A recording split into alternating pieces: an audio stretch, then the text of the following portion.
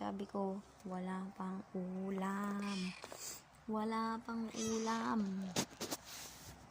Hindi pa nga yan bumangon. Wala pang ang ulam. Wala pa.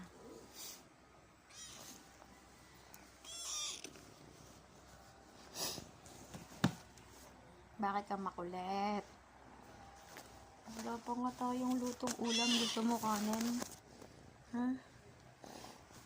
Gusto mo ba kanin? Kanin meron. Ulam wala pa. Ha? Sabi mo bangon. Sabi mo bangon na. Sabi mo, amo bangon. Hindi, tingnan mo. Ganap ka na ng ipis. Tulog na, tulog na. Sikat ka.